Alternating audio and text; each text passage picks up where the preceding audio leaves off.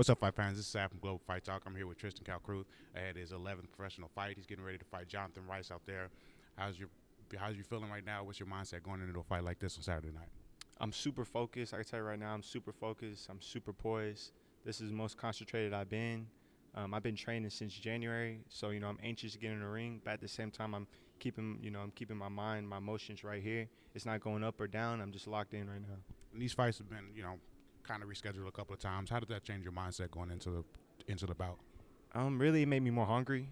It made me more anxious.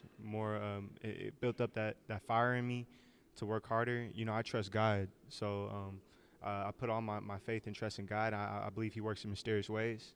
So and I prayed that I'd be put on a card here soon. Especially my last fight, I prayed that I could get put on the card next week, so I don't have to take a week off of training and start up camp again. And God answered my prayers, so I'm very blessed and very happy to be fighting here in my hometown in Dallas.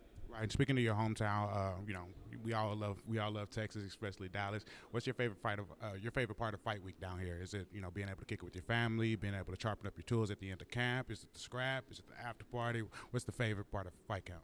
Good question. I say just the fans.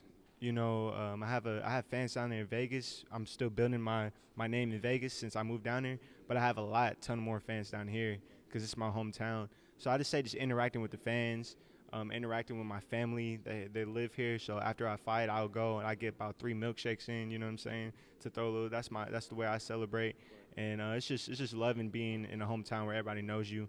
And they know your potential, and they like to see what you've been working on.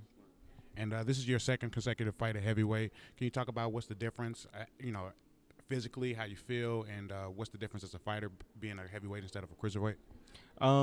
So yeah, you could tell I'm a lot more mean. I'm a lot more cut.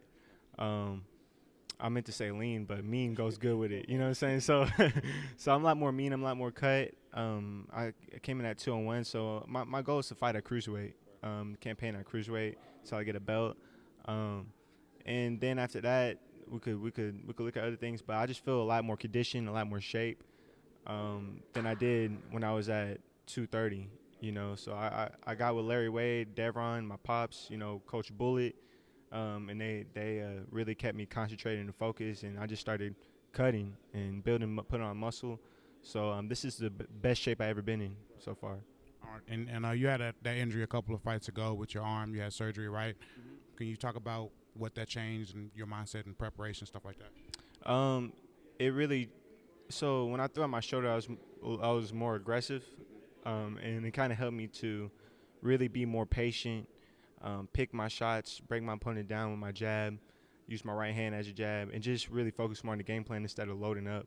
Because loading up is a dangerous thing to do. You could risk an injury. You risk a lot of things loaded up. So I got away from that. My IQ is a lot more better than before, and in a way, it's also a blessing in disguise because my shoulder's not coming out again. They got screws in there. It's toughened, and yeah. And I was there in your last knockout victory over Dustin Long. I looked away for just a second, and when I looked back, you already had him out of there. Are you looking for another explosive performance like that tonight, or Saturday night? Excuse me.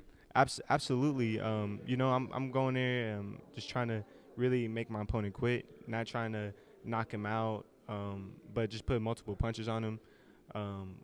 Focus on being smart and quick and calm and poised in there, and working behind my jab. And if the knockout comes, the knockout comes.